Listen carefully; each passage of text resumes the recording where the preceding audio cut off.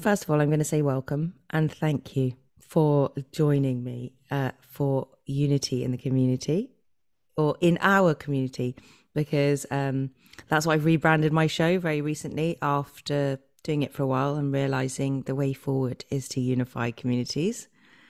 I'm quite into localization and obviously solutions like you are, I imagine. But first of all, I want to say I found you online and I just thought, wow, what's this? I had never thought about university investments. And I knew they were a big business because fees are expensive and we've all got student debt. But yeah, so start with telling me how you got started with it and how it's formed, because that's what I kept thinking. I thinking, oh, when did this start and how did it start and how did you get the idea? Yes, I think most people have that reaction where they're just completely blindsided and had no idea that our education systems were so deeply entrenched in weapons development. And my journey was like quite interesting. And first of all, thank you for having me on. It's a real pleasure. And it's all about unity in the community and our communities. So I really appreciate what you're doing. So yeah, I was studying a fashion degree at the University of Manchester. And it was while I was on my year in industry in London that I discovered that London hosts one of the world's biggest arms fairs every 2 years. And I was shocked.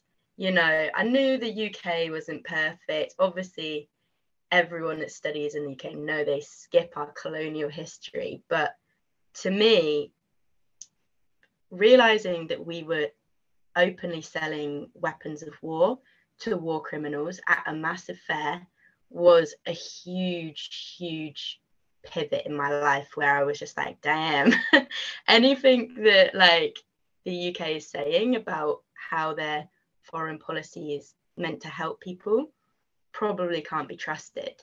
And I was literally watching grandmas be arrested for sitting in the road while the police protected massive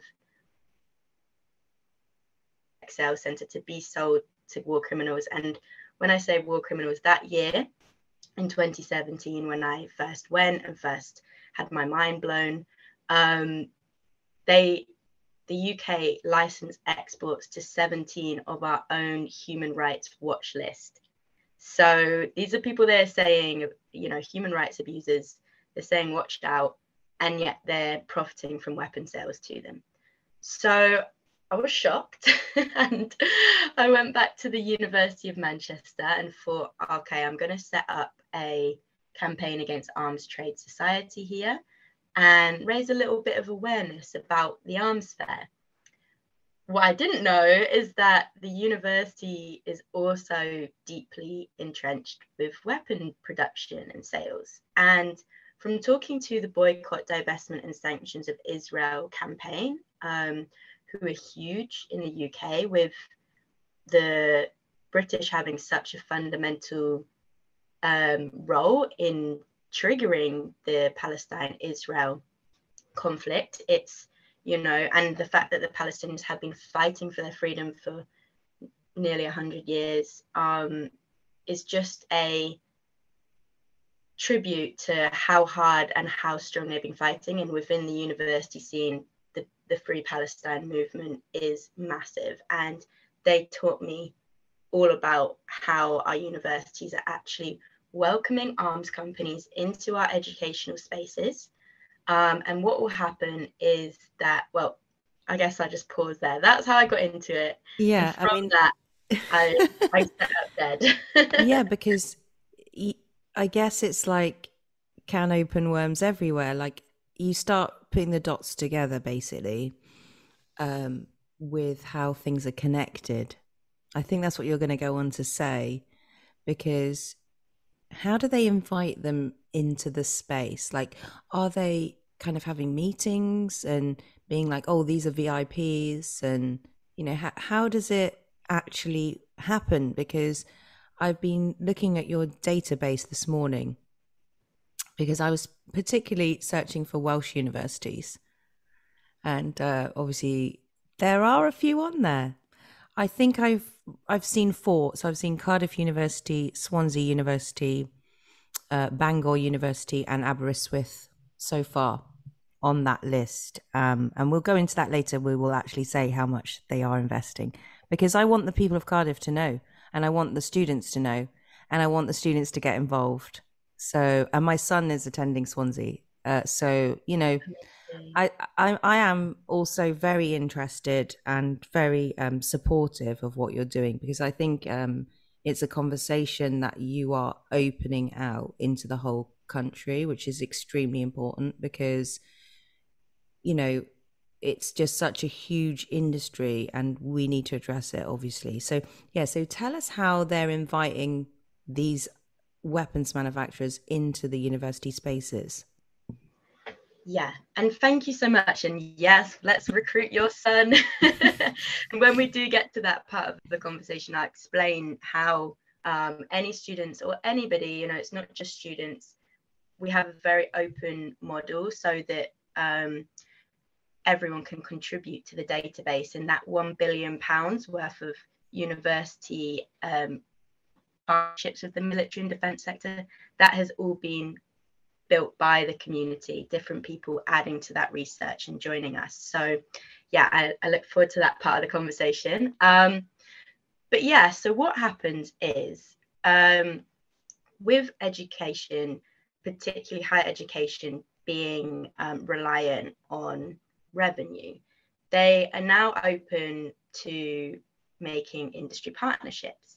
And what the military, because it's not just private companies, it's also the military, the UK government military, they will pay departments to build arms orientated research for them.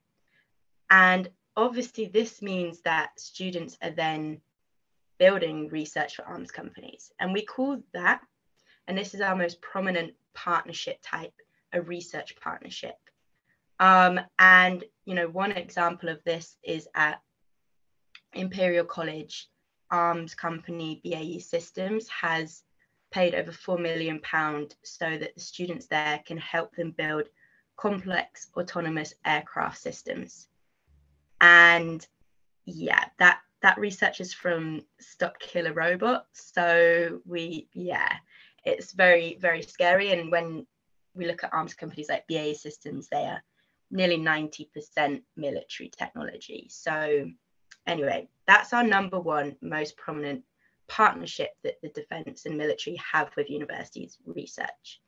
The second one is academic partnerships. And this is another example when money from the military and defence sector comes into the university space. And that money will go towards consultancy. So the arms company will pay a certain university department to advise on research or point them in the right direction of their knowledge. It is also where we see arms companies paying to come and promote careers to students within the military and defence sector. And this is a big, big issue because we see a hugely unbiased stage for industries coming to promote careers with students. And of course, the military, well, the defence sector being so profitable, they can offer amazing graduate schemes. Anyway, I'll come back to that a little bit later. So we have our research partnerships, we have our academic partnerships, and then we have our financial partnerships. And this is when we see money leaving the university to be put into investment bonds, and then the university will profit from those shareholdings. So this almost is quite a trigger for people, because that's when we see the arms companies profiting most from conflict. When people are going through the most destructive times, the university will also be profiting from that suffering. That's horrific, isn't it?